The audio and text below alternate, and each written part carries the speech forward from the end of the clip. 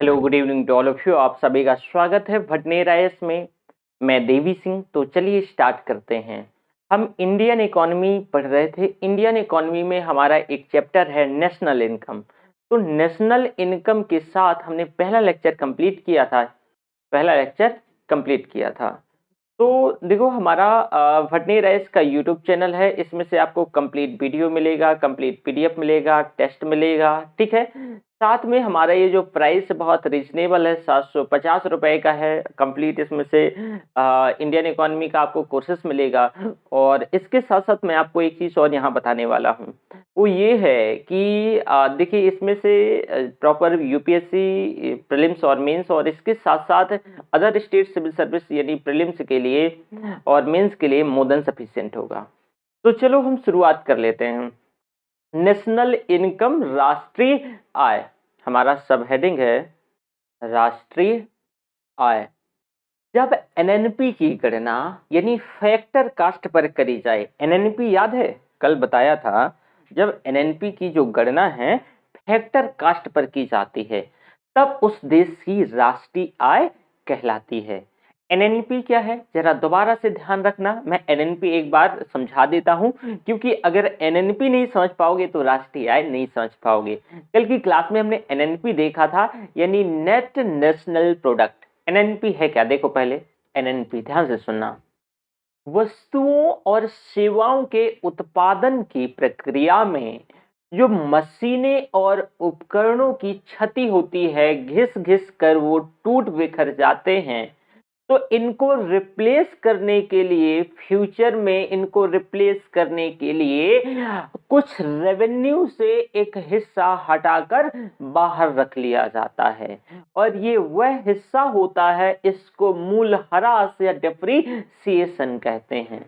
तो जब सकल वाले, टोटल वाले हिस्से में अवचय या डेप्रिसिएशन को घटा दिया जाता है, तो इसको निवल या शुद्ध कहा जाता है, यानी इसको। और जब मान लो जीडीपी से अवचय वाले हिस्से को, जीडीपी से कल बताया था ना, अगर जो डेप्रिसिएशन वाला हिस्सा घटा दिया जाए, तब बचा हुआ हिस्सा एनडीपी कहलाएगा। नेट, इसमें क्या कहलाएगा, एनडीपी कहलाएगा। यदि ह्रास वाले हिस्से को, डेप्रिसिएशन वाले हिस्से को जीएनपी में से, ग्रॉस नेशनल प्रोडक्ट में से घटाया जाए, तब एनएनपी कहलाएगा। तो अब समझ गए कि एनएनपी क्या है। अब मैंने कहा कि जब एनएनपी की गणना फैक्टर कॉस्ट पर करी जाए, जब एनएनपी की गणना भाई फैक्टर कॉस्ट पर की जाती है, तब उस देश की राष्ट्रीय आय निकल कर आती है। एनएनपी से राष्ट्रीय आय की गणना के लिए इससे अप्रत्यक्ष कर को घटा दिया जाता है। एनएनपी से जब राष्ट्रीय आय की गणना करते हैं, तो इसमें से जो अप्रत्यक्ष कर है उसको घटा दिया जाता है, जो सब्सिडी है उसको जोड़ दिया जाता है। अर्थात कैसे, तो यहां देखो, यानी national income is equal to, national income is equal to यानी NNP, net national product, NNP, minus indirect taxes plus subsidy, plus subsidy, ऐसे नेशनल इनकम निकल आता है। कि भी ये एनएनपी में से इनडायरेक्ट टैक्सेस को माइनस कर दो, और जो इनडायरेक्ट टैक्सेस के साथ साथ सब्सिडी वाला हिस्सा है वो ऐड कर दो, तो एनएनपी निकल आएगा, क्या सॉरी, नेशनल इनकम निकल आएगा, ठीक है। और जो एनएनपी की गणना में जो लागत मूल्य फैक्टर कास्ट पर अगर करी जाए, तब वह राष्ट्रीय आय किसी भी देश का निकल के बाहर आएगा, ठीक है। तो आपने इसे देखा। इसके साथ साथ दूसरा सब हेडिंग है प्रति व्यक्ति आय, पर कैपिटा इनकम। प्रति व्यक्ति आय, पर कैपिटा इनकम, प्रति व्यक्ति आय। भाई पर कैपिटा इनकम, तो प्रति व्यक्ति आय जो है, तो ऐसे करो, प्रति व्यक्ति आय कैसे निकाला जाता है। देखो, प्रति व्यक्ति आय अगर हमें निकालना है, per capita income is equal to राष्ट्रीय आय। अभी निकाल के बताया ना कैसे निकालते हैं। राष्ट्रीय आय अपान देश की जनसंख्या, अपान देश की जनसंख्या, यानी per capita income is equal to national income upon population of the country, population of the country. अगर हमें प्रति व्यक्ति आय निकालना है तो राष्ट्रीय आय में देश की जनसंख्या से भाग दे देंगे तो प्रति व्यक्ति आय निकल कर आ जाएगी। क्या है भाई? प्रति व्यक्ति आय निकल कर आ जाएगी। प्रति व्यक्ति सकल घरेलू उत्पाद यानी पर कैपिटा जीडीपी, तो इसमें से प्रति व्यक्ति GDP is equal to GDP upon देश की जनसंख्या। मतलब देखो एक और छोटा सा है, अगर हमें प्रति व्यक्ति जीडीपी निकालना है तो जीडीपी अपान देश की जनसंख्या, देश की जनसंख्या, देश की जनसंख्या मतलब प्रति व्यक्ति जीडीपी अपॉन प्रति व्यक्ति जीडीपी, ये तो जीडीपी अपॉन देश की जनसंख्या, तो प्रति व्यक्ति जीडीपी निकल के आ जाएगी, प्रति व्यक्ति जीडीपी निकल के आ जाएगी। ठीक है, अब अगला हमें छोटा सा सबहेडिंग है हरित सकल घरेलू उत्पाद यानी ग्रीन जीडीपी। ग्रीन जीडीपी वस्तु और सेवाओं के उत्पादन की प्रक्रिया में जब गुड्स एंड सर्विसेज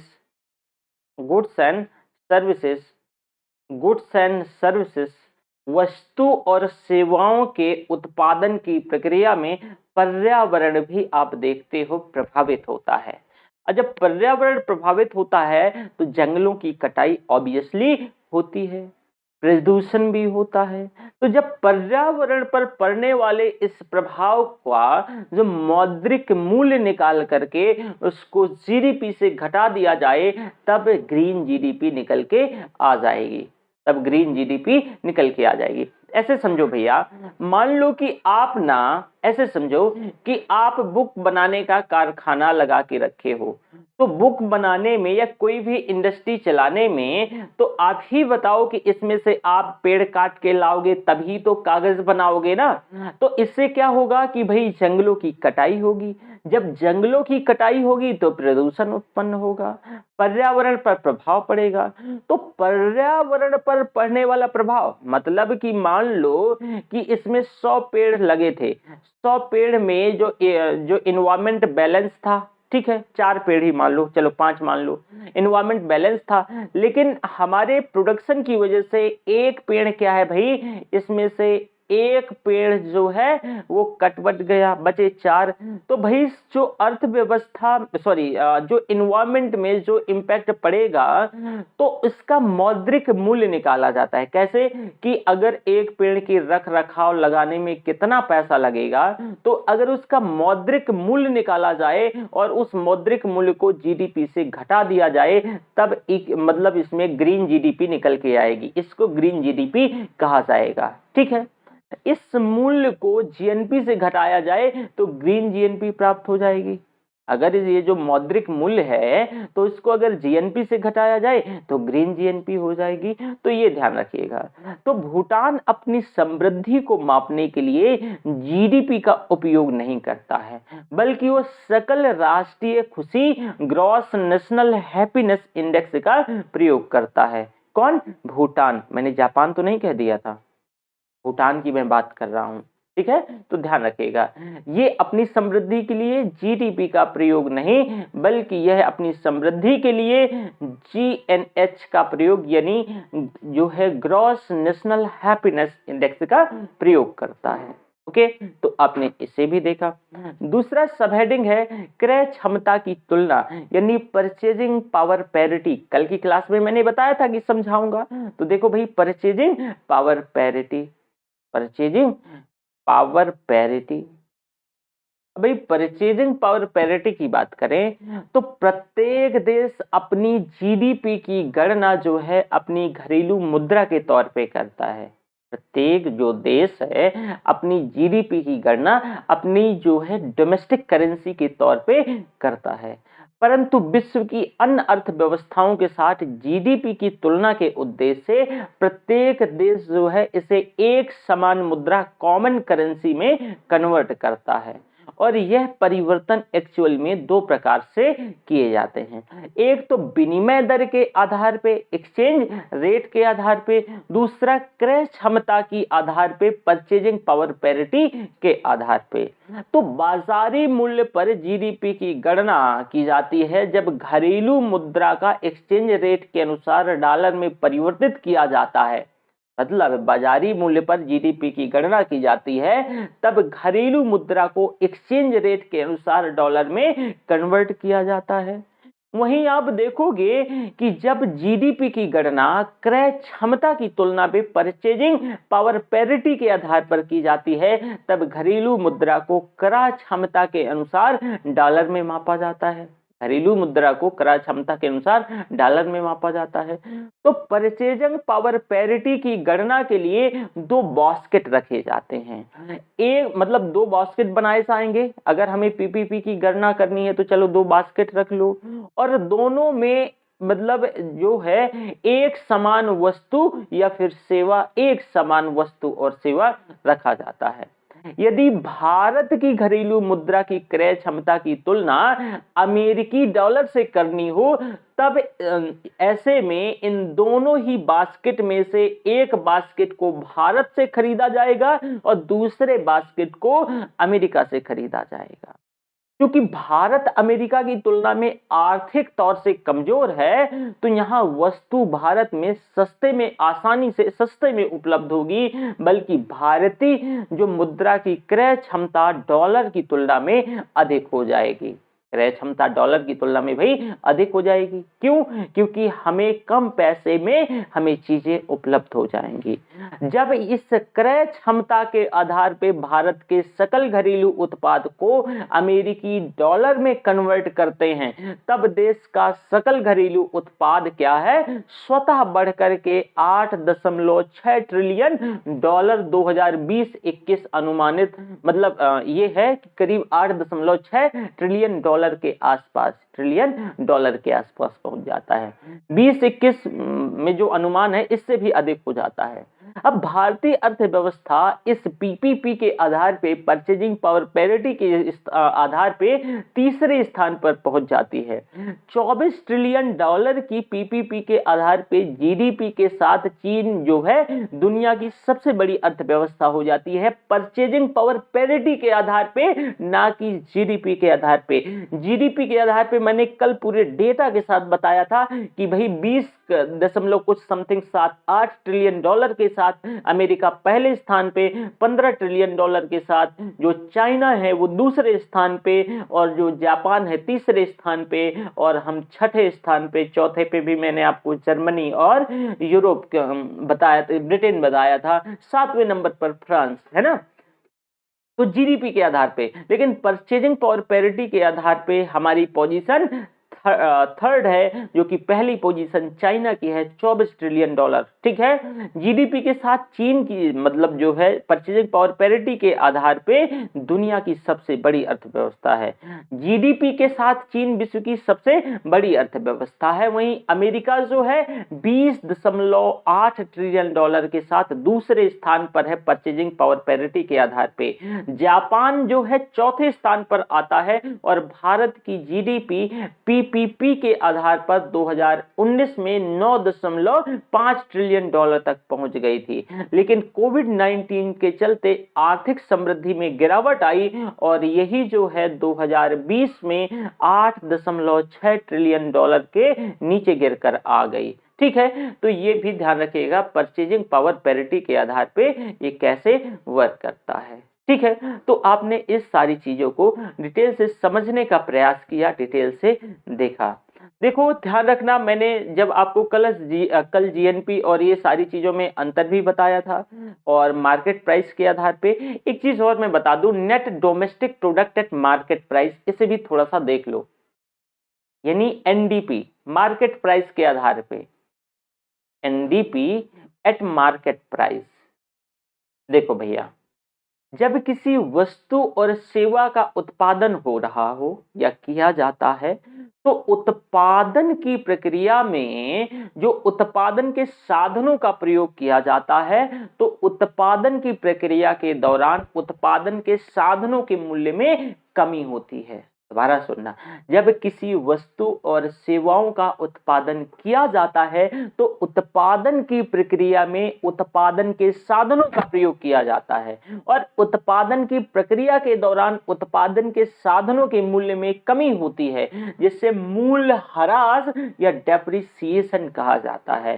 तो जब हम बाजार कीमत पर सकल घरेलू उत्पाद में से मतलब जीडीपी एट मार्केट प्राइस में से जो मूल्यह्रास डेप्रिसिएशन वाला हिस्सा होता है उसको घटा देते हैं, तो बाजार कीमत पर शुद्ध घरेलू उत्पाद यानी नेट डोमेस्टिक प्रोडक्ट क्या है, निकल के आता है। नेट डोमेस्टिक प्रोडक्ट निकल के आता है। ठीक है, अब मैंने ऑलरेडी देखो बाजार कीमत पर जो शुद्ध राष्ट्रीय आय, ये से मैंने समझाया ही है कि कैसे निकालते हैं, यानी net national product at market price, NNP. तो मैंने ऑलरेडी आपको एनएनपी समझा ही दिया है कि कैसे एनएनपी को निकालते हैं। साधन लागत पर सकल घरेलू उत्पाद, जो साधन लागत पर जो सकल राष्ट्रीय उत्पाद तो यानी gross national product at factor cost, यानी जीएनपी एट फैक्टर कॉस्ट। देखो, साधन लागत पर सकल राष्ट्रीय उत्पाद से मतलब है कि उस राष्ट्रीय उत्पाद से जिसका मूल्य जो है साधन लागत या उत्पादन क्रिया में प्रयुक्त साधनों को प्राप्त आय के आधार पर किया जाता है। इस उत्पादन की प्रक्रिया में उत्पादन के साधनों को आय प्राप्त होती है, जो वही उस उत्पादित वस्तु की लागत होती है। साधन लागत के अंतर्गत हम उत्पाद के साधनों में जैसे कि पूंजी, श्रम, उद्यम श्रम, इन सभी से प्राप्त होने वाली आय जैसे लगान, ब्याज, मजदूरी, लाभ एक्सेट्रा, इन सभी को सम्मिलित करते हैं। और जब हम इस साधन लागत में इनडायरेक्ट टैक्सेस को जोड़ देते हैं और वस्तु पर सरकार के द्वारा दी जाने वाला जो सब्सिडी है उसको माइनस कर देते हैं, तो हमें बाजार मूल्य पर जो है ये जीएनपी प्राप्त हो जाती, बाजार मूल्य पर जीएनपी प्राप्त हो जाती। ठीक है, तो आपने इस चीज को भी देखा। अब साधन लागत पर सकल घरेलू उत्पाद यानी साधन लागत पर कल मैंने जो फैक्टर कॉस्ट के आधार पे इससे डिटेल से बताया था। ठीक है, तो उम्मीद करता हूं कि यहां तक किसी भी बच्चा लोग को कोई डाउट नहीं होगा। मूल्यह्रास बता ही दिया है, जो डेप्रिसिएशन है कि वस्तु और सेवाओं के उत्पादन की प्रक्रिया में जो प्रयुक्त होने वाली संपत्ति हो गई या भवन, मशीन, औजार, तो उसको एक निश्चित टाइम बाद घिस के खराब हो जाता है, तो उसको प्रतिस्थापित करने के लिए जो अलग से रेवेन्यू से पैसा हटा लिया जाता है, ये उसको मूल्यह्रास कहते हैं, डेप्रिसिएशन कहते हैं। विदेशों से प्राप्त निव्वल आय का मतलब क्या है? देखो, राष्ट्रीय आय के संदर्भ में विदेशों से प्राप्त निव्वल आय की अवधारणा बहुत इंपॉर्टेंट हो जाती है। सकल घरेलू उत्पाद में देश के निवासी और गैर निवासियों के द्वारा देश की सीमा के अंतर्गत उत्पादित सभी अंतिम वस्तु और सेवाओं का मूल्य लिया जाता है, जबकि सकल राष्ट्रीय उत्पाद की गणना में केवल जो निवासी उत्पादक इकाइयों के द्वारा देश के अंदर और बाहर किए गए वस्तु और सेवाओं के अंतिम मूल्य को लिया जाता है। जैसे यदि कोई भारतीय व्यक्ति अमेरिका के किसी भी यूनिवर्सिटी में मान लो कि वह क्लर्क है, ठीक है, अपनी क्लर्क के तौर पे सर्विसेज दे रहा है, तो उससे जो प्राप्त आय है वो भारत के सकल राष्ट्रीय उत्पाद में शामिल होगी। और इसी प्रकार यदि कोई अमेरिकी जो डॉक्टर है अपनी सेवाएं वह भारत में दे रहा है, तो उसे प्राप्त आय जो है भारत के सकल घरेलू उत्पाद में से जुड़ी जाती है।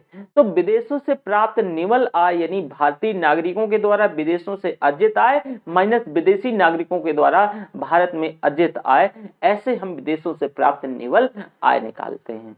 भारत के सामान्य निवासी और गैर निवासियों की अवधारणा, तो देखो, एक सामान्य निवासी सामान्यतः वैसे व्यक्ति होते हैं, ऑलरेडी में ये पॉलिटी का हिस्सा है लेकिन बता देता हूं, जो संबंधित देश में निवास करते हैं, जिसकी आर्थिक रुचि उसी देश में केंद्रित होती है। सामान्य निवासी के अंतर्गत व्यक्तियों और संस्था संस्थाओं दोनों ही सम्मिलित किया जाता है। इसमें से सामान्य निवासियों में से एक देश में स्थित कई प्रकार की अंतरराष्ट्रीय संगठन, चाहे वो WHO हो, IMF हो, वर्ल्ड बैंक हो, UNO हो, उस देश का सामान्य निवासी नहीं माना जाता है, किंतु इस संगठन में जो है काम करने वाले भारतीयों को भारत का सामान्य निवासी माना जाएगा।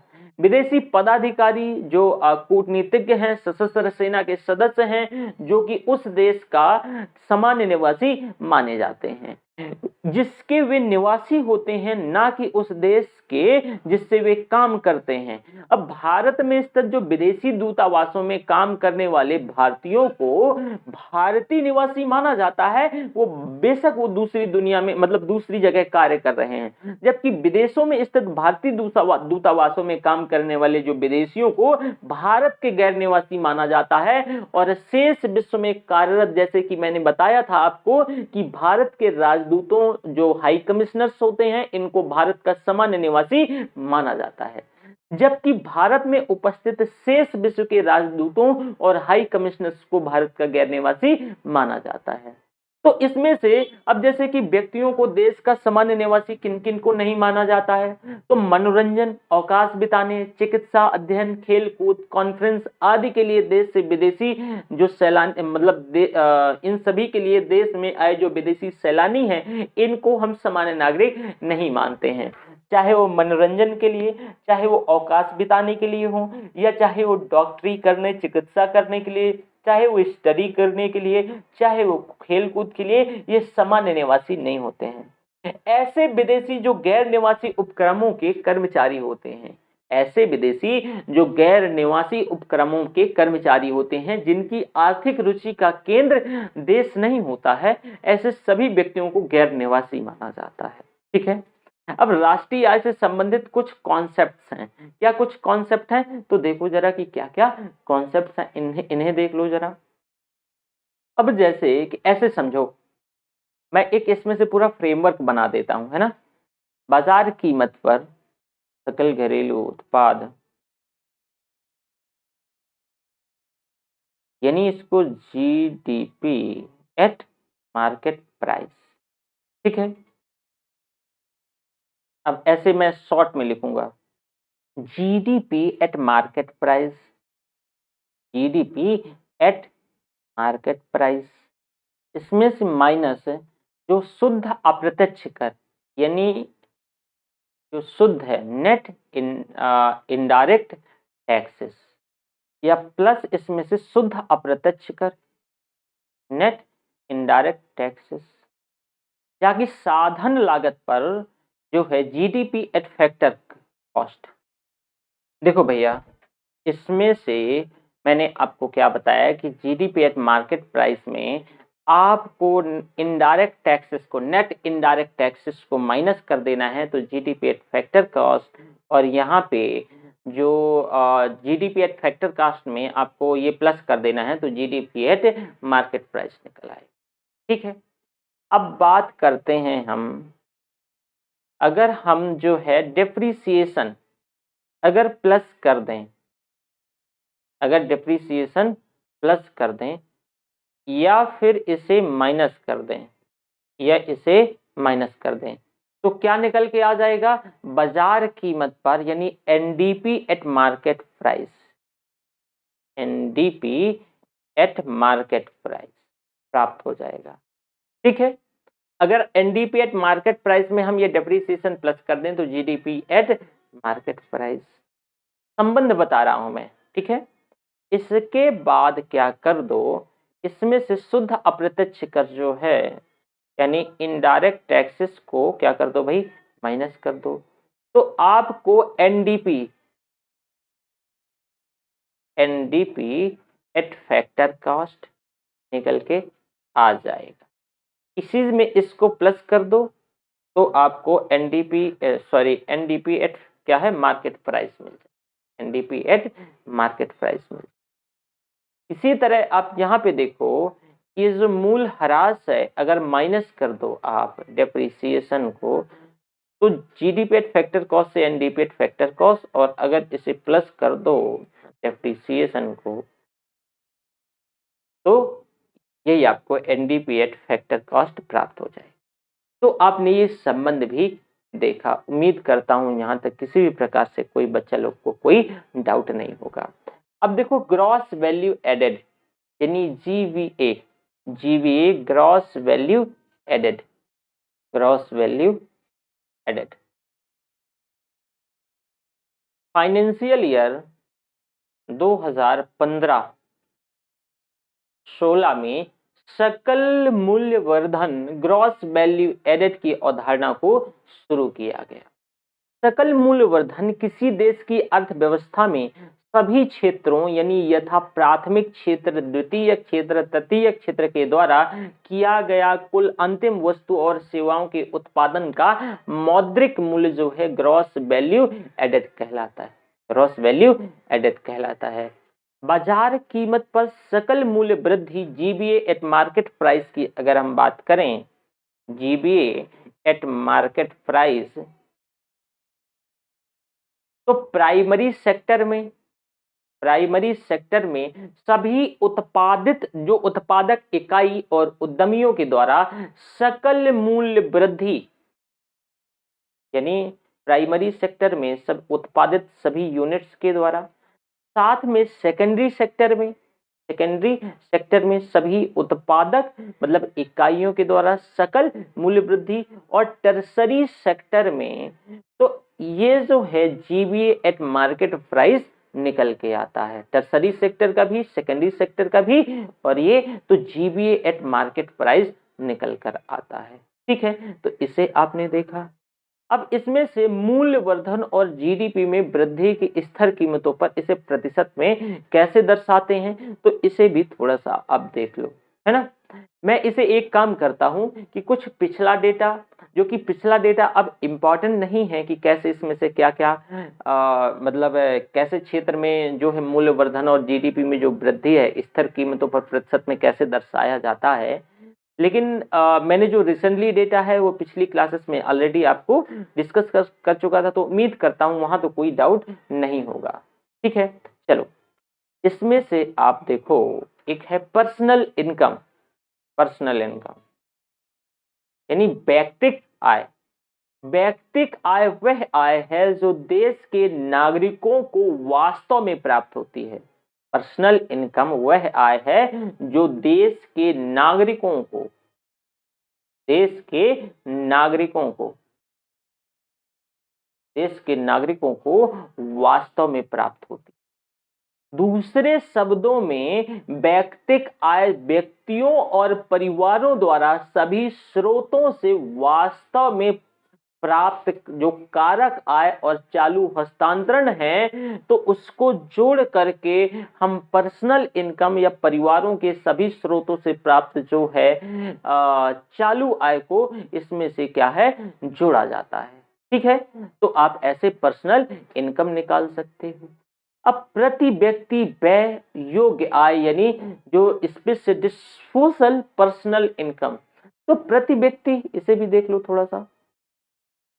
प्रति व्यक्ति व्यय योग्य आय, व्यय योग्य आय डिस्पोजल पर्सनल इनकम, प्रति व्यक्ति व्यय योग्य आय वह अधिकतम आय है जिसे एक व्यक्ति या परिवार किसी वर्ष में विभिन्न वस्तुओं तथा सेवाओं के क्रय और उपभोग पर बिना अपनी संपत्तियों में कमी लाए हुए ऋण देयता में वृद्धि लाए हुए व्यय कर सकता है। साधारण शब्दों में कहें तो व्यक्तिगत आय योग्य आय, व्यक्तिगत प्रयोज्य आय वह आय है जो व्यक्तियों और परिवारों को सभी स्रोतों से प्राप्त होती है, उसके पास सरकार के द्वारा उनकी आय और संपत्तियों पर लगाए गए सभी प्रकार के टैक्सेस भुगतान करने के बाद जो बचती है। तो व्यक्तिगत व्यय योग्य आय यानी निजी उपभोग व्यय और प्लस घरेलू बजट। वहीं व्यक्तिगत व्यय योग्य आय में जैसे व्यक्तिगत आय माइनस व्यक्तिगत कर।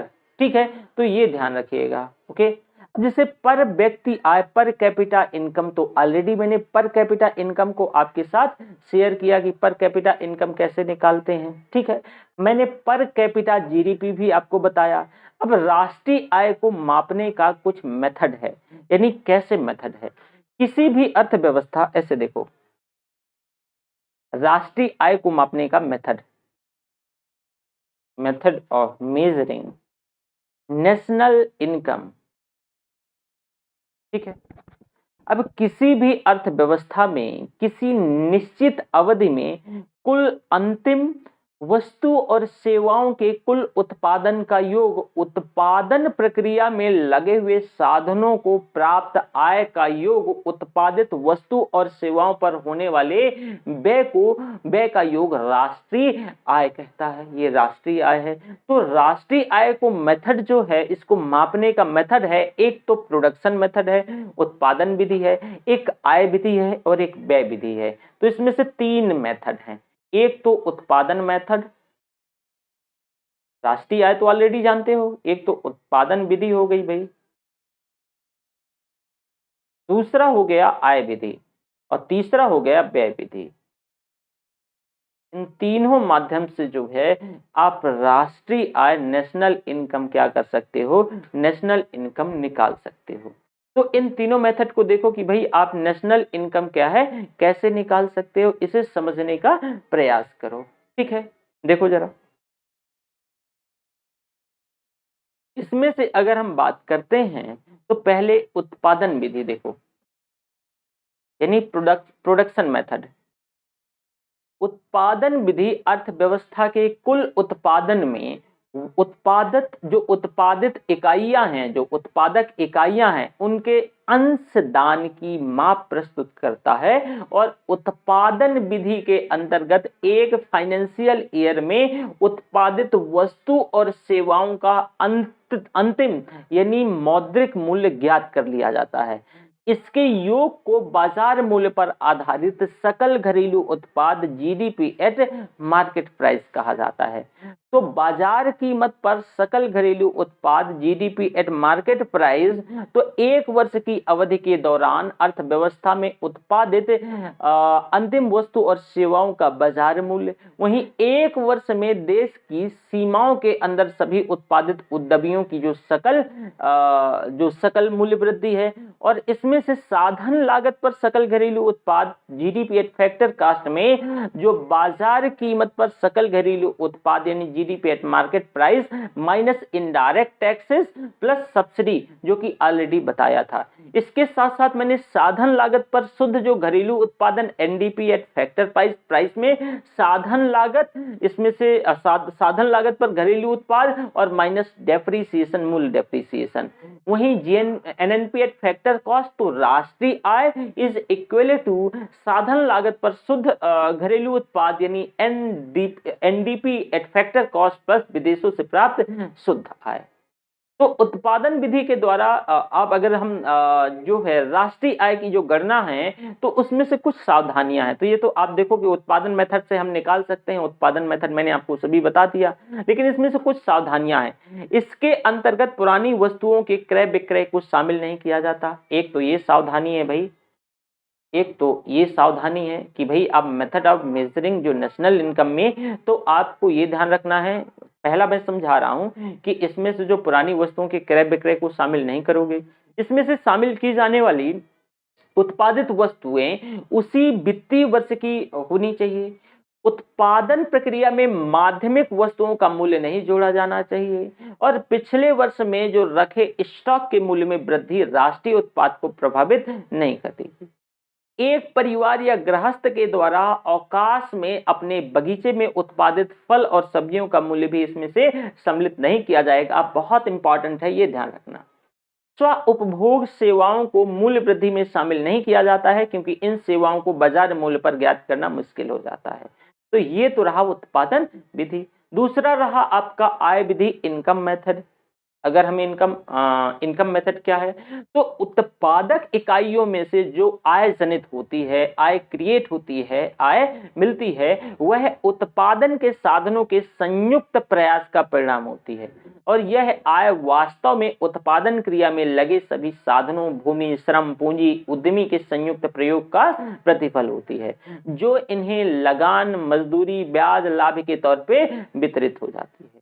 राष्ट्रीय आय का आकलन एक वित्तीय वर्ष में एक देश के सामान्य निवासियों के द्वारा अर्जित जो कारक आय के कुल जोड़ के तौर पे किया जाता है और आय विधि के अंतर्गत अर्थव्यवस्था के प्रत्येक क्षेत्र के विभिन्न प्रकार की उद्यम इकाइयां संगठनों के कर्मचारियों को दिया गया जो पारिश्रमिक या क्षतिपूर्ति आय या फिर नगद मजदूरी वेतन है, ये किस्म के तौर पे भुगतान, सामाजिक सुरक्षा में जो नियोजकों का योगदान, सेवानिवृत्त जो पेंशन है, प्रचालन अधिशेष जो लगान, ब्याज, लाभ, अतिरिक्त लाभ, मिश्रित आय को जोड़ करके मूल्यवर्धन को ज्ञात किया जाता है। और इस विधि में किसी भी उत्पादक इकाई के द्वारा उत्पादन के साधनों को किया गया आय भुगतान ही साधन लागत पर शुद्ध मूल्यवर्धन या एनबीए फैक्टर कॉस्ट कहलाता है। इससे आर्थिक सीमा के भीतर उत्पादक इकाइयों के संबंध में आकलित किया जाए तो यह फैक्टर कॉस्ट पे शुद्ध घरेलू उत्पाद यानी एनएनपी एट फैक्टर कॉस्ट होगा, एनएनपी एट फैक्टर कॉस्ट होगा। तो अब ऐसे कि एनडीपी एट फैक्टर कॉस्ट अगर निकालना है तो कर्मचारियों का जो पारिश्रमिक प्लस में ऑपरेशनल जो सरप्लस और मिश्रित आय को मिला करके आप एनडीपी एट फैक्टर कॉस्ट निकाल सकते हो। वहीं एनएनपी एट फैक्टर कॉस्ट में साधन लागत और विदेशों से प्लस इसमें से विदेशों से प्राप्त जो शुद्ध निवल आय है। तो ये तो आपने आय मतलब इनकम मेथड से निकाल लिया, लेकिन इसकी गणना के समय कुछ चीजों को ध्यान रखना है, सावधानियां हैं। हस्तांतरित आय जैसे कि वृद्धावस्था पेंशन ये हस्तांतरित आय है, बेरोजगारी भत्ता, छात्रवृत्तियां यानी स्कॉलरशिप हो गया, इन सभी को राष्ट्रीय आय में शामिल नहीं किया जाता है। वहीं गैर कानूनी कार्यों जैसे कि चोरी हो गया, सट्टेबाजी हो गया, जुआ हो गया, इन सभी से प्राप्त जो आय है इसको भी शामिल नहीं किया जाता। अचानक प्राप्त आय जैसे कि अचानक प्राप्त आय का मतलब लॉटरी लग गई, पूंजीगत लाभ हो गया और इसको भी राष्ट्रीय आय में सम्मिलित नहीं किया जाता।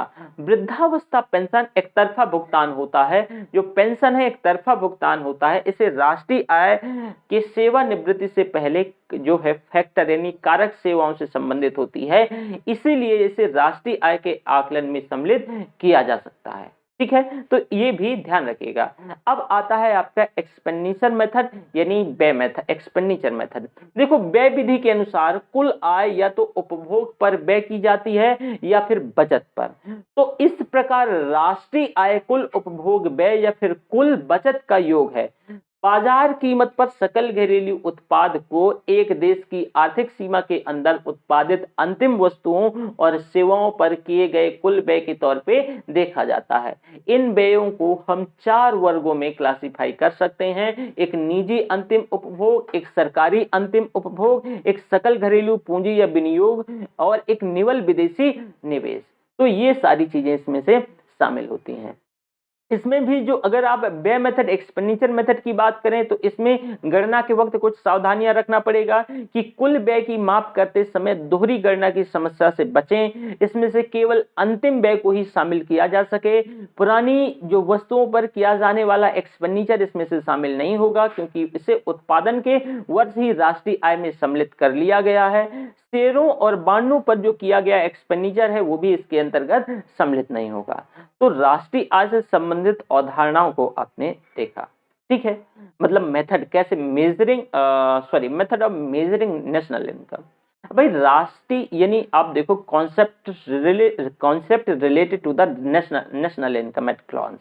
मतलब अगर आपको थोड़ी से एक नज़र में जैसे राष्ट्रीय आय पढ़ना है तो बाजार कीमत पर सकल घरेलू उत्पाद, ऑलरेडी इसे मैं पढ़ा चुका हूं तो इसे मैं अगेन एंड अगेन रिपीट नहीं करूंगा। उम्मीद करता हूं ये सारा जो चैप्टर है ऑलमोस्ट कंप्लीट है। थोड़ा सा एक सब हेडिंग है कि भाई राष्ट्रीय आय को मापने का मेथड और आधार वर्ष में किए गए परिवर्तन।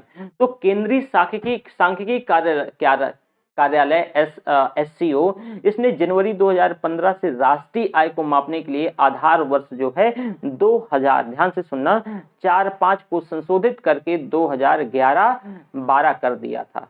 एक ये फैक्ट है, जब आर्थिक समृद्धि या विकास को स्टेबल यानी स्थिर बाजार मूल्य पर सकल घरेलू उत्पाद के द्वारा मापा जाएगा तो सकल घरेलू उत्पाद की गणना के लिए क्षेत्रफल सकल मूल्य वर्धन के अनुमान के लिए साधन लागत के बजाय मूल्य कीमत का प्रयोग किया जाएगा। ठीक है। अब इसमें से इम्पॉर्टेंट बात ये है कि थोड़ी सी ये भी मैं आपको बता दूं, स्वतंत्रता प्राप्ति से पहले भारत में राष्ट्रीय आय संबंधी के अनुमानों की बात करें तो दादा भाई नौरोजी जो है सबसे पहले 1868 में प्रति व्यक्ति आय 20 रुपया भारत की बताते हैं। वहीं major Alvin Bering David Belfer हैं जो वो 1882 में 27 रुपया प्रति व्यक्ति आय बताते हैं। फिर इसके बाद 1901 की बात आती है, लॉर्ड कर्जन ये 30 रुपया बताते हैं। वहीं फिर इसके बाद 1911 में ठीक 10 साल बाद जो है विलियम डिग्बी ये 18 रुपया बताते हैं। फिर फिबले सिराज 1911 में ही, सॉरी फिबले जो विलियम डिग्बी हैं वो 1899 में हैं और जो फिबले सिराज हैं वो 1911 में 49 रुपया बताते हैं। वाडिया एन जोशी 1913-14 में 44 रुपया पर व्यक्ति आय बताते हैं और बी के राव बी राव 1931-32 में 62 रुपया बताते हैं। स्वतंत्र भारत में राष्ट्रीय आय का सबसे पहला सरकारी अनुमान 1948-49 में जो वाणिज्य मंत्रालय के द्वारा दिया गया था और 1949 में प्रोफेसर पीसी महालनोबिस जी की अध्यक्षता में राष्ट्रीय आय समिति का गठन किया गया। इस समिति ने अप्रैल 1951 वित्तीय वर्ष 48-49 के लिए देश की जो राष्ट्रीय आय है वो 8550 करोड़ यानी 8650 करोड़ है, 8650 करोड़ और प्रति व्यक्ति आय जो है 246 रुपया 0.9 पैसा यानी 247 रुपया के आसपास बताई। वर्तमान में राष्ट्रीय आय से संबंधित जो आंकड़े हैं वो सेंट्रल स्टैटिस्टिक्स ऑफिस के द्वारा संकलित और जारी किए जाते हैं। राष्ट्रीय आय में क्या क्या सम्मिलित की जाने वाली जो मदें हैं, क्या क्या सम्मिलित किया जाता है, यानी items to be included in the measuring national income. तो इसे भी देख लो भाई, राष्ट्रीय आय की गणना करने वाले जो वित्तीय वर्ष में उत्पादित अंतिम वस्तु और सेवाओं का जो मॉनेटरी वैल्यू होता है, मौद्रिक मूल्य, वो सम्मिलित किया जाता है।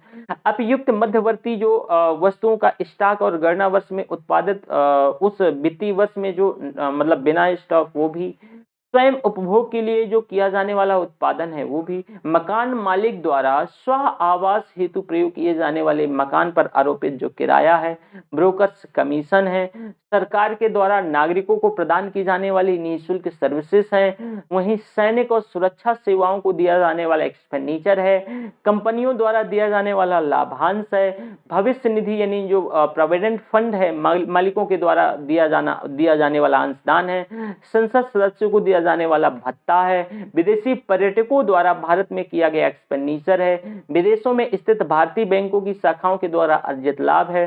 वहीं मूल्य ह्रास या पूंजी का उपयोग सकल घरेलू उत्पाद में शामिल होता है, परंतु इसमें शुद्ध राष्ट्रीय जो है आय में शामिल नहीं होता है। इसका भी आप नोट डाल के कहीं पे लिख लीजिएगा। राष्ट्रीय आय में सम्मिलित नहीं होने वाली क्या क्या चीजें हैं, यानी items not be included in measuring national income, क्योंकि यहां से क्वेश्चन बनेगा और आप इसमें से हो सकता है थोड़ा डाउटफुल हो, तो ध्यान रखना। तो मैं इस वजह से आपको बता देता हूं भाई, राष्ट्रीय आय में क्या क्या सम्मिलित नहीं किया जाता है। तो नई पुरानी वस्तुएं जो कि उस वित्तीय वर्ष में उत्पादित नहीं हुई है, विदेशों से प्राप्त जो उपहार है वो भी सम्मिलित नहीं किए जाते हैं, वित्तीय सौदे, शेयर, ऋण पत्र, डिवेंचर, क्रय विक्रय, चाहे वो शेयर में हो या फिर ऋण पत्र में हो या राष्ट्रीय आय के आकलन में से मतलब नहीं सम्मिलित किया जाएगा।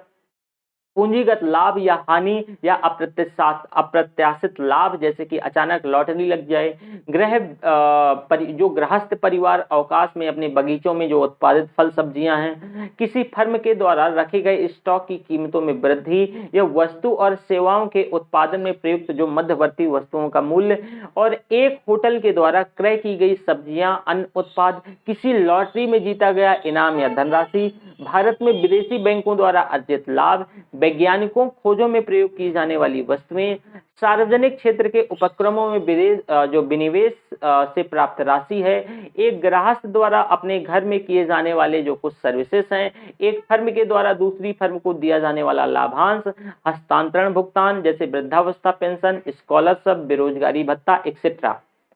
तो अब राष्ट्रीय आय को मापने में जो कठिनाइयों की क्या क्या समस्या है, यानी difficulties in the measuring national income, क्या क्या भाई, ये अमौद्रिक वस्तु और सेवाओं का मूल्य, एक ये बड़ा इशू है कि भारत में आज भी बहुत सी वस्तुओं और सेवाओं का विनिमय अमौद्रिक तौर से किया जाता है। जैसे कि एक व्यक्ति द्वारा अपने बच्चों को पढ़ाना, घर में ही पढ़ाना, तो फीस थोड़ी ना लेते हैं, तो ये अमौद्रिक है। वहीं घर पर उपभोग के लिए फल और सब्जियां उगाना, ये भी वो मतलब अमौद्रिक है। वस्तु और सेवाओं के मूल्य का सही मूल्यांकन न होने पर इन्हें राष्ट्रीय आय में शामिल नहीं किए जाने पर राष्ट्रीय आय का सही से आकलन नहीं हो पाता है। वही दूसरा इसमें एक डिफिकल्टीज आती है कि भाई राष्ट्रीय आय को मापने की कुछ अनेक जो मेथड हैं, राष्ट्रीय आय को मापने की जो मेथड है, जैसे उत्पादन विधि मैंने बताया, आय विधि को डिटेल से समझाया और जो व्यय विधि को समझाया, तो इसमें से कुछ इश्यूज आते हैं जैसे कि ऑलरेडी मैं समझा चुका हूँ। वहीं राष्ट्रीय आय से संबंधित आंकड़ों को अभाव को लेकर के राष्ट्रीय आय संबंधी पर्याप्त आंकड़ों का उपलब्ध ना हो पाना, ये एक बड़ा समस्या है। वहीं अर्थव्यवस्था के विभिन्न क्षेत्रों में बहुत सी वस्तु और सेवाओं से संबंधित आंकड़ों को सम्मिलित नहीं किया जाता है और अनेक जो छोटी कुटीर उद्योग हैं उनके उत्पादन से संबंधित आंकड़े उपलब्ध नहीं हो पाते हैं। इसके साथ दोहरी गणना, मध्यवर्ती जो वस्तु और सेवाओं से संबंधित कुछ समस्याएं हैं, स्टॉक के मूल्यांकन की समस्या है, ये सभी जो है नेशनल इनकम निकालते वक्त ये समस्याओं का सामना करना पड़ता है। ठीक है, तो हमने नेशनल इनकम के अंतर्गत जो भी पॉसिबिलिटीज थी, इससे बाहर कोई क्वेश्चन नहीं पूछा जाएगा, बस इसमें से कुछ चीजों का आपको ध्यान रखना है। ठीक है, तो जैसे कि मैंने इसमें से क्या चीजें शामिल करी जाती हैं, क्या चीजें सम्मिलित नहीं करी जाती हैं, इन चीजों का विशेष ध्यान रखेंगे क्योंकि क्वेश्चन यहीं से बनेगा। एक थोड़ी सी रिवाइज्ड मेथड के बारे में मैं आपको आपके साथ डिस्कस कर लेता हूं। देखो, मैंने एक चीज बताया, ये ध्यान रखना, ये फैक्ट है कि केंद्रीय सांख्यिकी संगठन सीएसओ के द्वारा जनवरी 2015 में राष्ट्रीय लेखा के कुछ नए संशोधित आंकड़े जारी किए गए और उनमें परिवर्तन किया गया। जैसे कि इसके अंतर्गत आधार वर्ष 2004-05 को संशोधित करके 2011-12 कर दिया गया और ये राष्ट्रीय सांख्यिकी आयोग जो एनएससी है, इसकी अनुशंसा के आधार पे किया गया। ध्यान रखना, राष्ट्रीय सांख्यिकी आयोग के अनुशंसा के आधार पे। इसमें से प्रत्येक 5 वर्ष सभी आर्थिक घटकों के आधार वर्ष को संशोधन करने की सलाह की गई थी। अब राष्ट्रीय लेखा की गणना की कार्यप्रणाली में संशोधन करके अंतरराष्ट्रीय मानदंड के अनुरूप राष्ट्रीय लेखा 2008 के उपाय की भी पूर्ति की गई है और इसमें संशोधन भी। वहीं वृद्धि दर को लेकर के कुछ बातें कही गई हैं, तो ये ऑलरेडी मैंने बता ही दिया है कि ये कैसे कैसे वर्क करता है। ठीक है, तो उम्मीद करता हूं यहां तक जो हमारा नेशनल इनकम का चैप्टर था, इसमें से किसी भी बच्चा लोग को कोई डाउट नहीं होगा। अगर किसी को भी थोड़ा सा भी डाउट होता है तो आप कमेंट बॉक्स में कमेंट कर दिया करिए, मैं जरूर आप सभी के क्या ले लूंगा, क्वेश्चन ले लूंगा और उसका आंसर दे दूंगा। वही निश्चित आधारों में जो श्रृंखला आधार मेथड है, fixed base to chain base method, तो इसको मैं अगले चैप्टर में थोड़ा सा समझा दूंगा। बल्कि ये आपके सिलेबस का तो हिस्सा नहीं है, लेकिन फिर भी एक बार 2016 में इससे संबंधित क्वेश्चन पूछ लिया गया था। एक चीज और बताने वाला था मैं, यहाँ आर्थिक सांख्यिकी स्थायी समिति यानी standing committee on economic statistics, तो भारत सरकार के द्वारा दिसंबर 2019 में आर्थिक आंकड़ों के संकलन से जुड़ी एक आर्थिक सांख्यिकी स्थायी समिति की स्थापना की गई। भारत के जो पहले भूतपूर्व मुख्य सांख्यिकीविद की अध्यक्षता में गठित यह 28 सदस्यीय समिति है। संयुक्त राष्ट्र संघ, भारतीय रिजर्व बैंक, केंद्रीय वित्त मंत्रालय, नीति आयोग, टाटा ट्रस्ट इन इत्यादि के सदस्यों को इसमें से शामिल किया गया है। इसके कुछ सदस्य भारत के यूनिवर्सिटी और जो बेहतर संस्थान है, अर्थशास्त्री हैं, वो भी शामिल हैं। और इसमें से जो मैंडेट प्राप्त है इस समिति को के साथ जो जगत के कुछ विभिन्न प्रकार के कुछ डेटा हैं, छानबीन का कार्य सौंपा गया है। और इस टाइम पे बाल सर्वेक्षण, वार्षिक उद्योग सर्वेक्षण, सेवा क्षेत्र उपक्रम, इन सभी के बारे में इस समिति को अपने जो रिपोर्ट सौंपनी है। ठीक है, तो इसका भी ध्यान रखिएगा। IMF की जो है SDDS, हम जो है इस लेक्चर में इसे नहीं देखेंगे, वो अगले लेक्चर में पढ़ेंगे। तो हमारा जो नेशनल इनकम से संबंधित जो पूरा चैप्टर था, ये 2 लेक्चर में मैंने इसे कंप्लीट कर दिया है। ठीक है, तो थैंक यू वेरी मच, फिर मिलते हैं हम।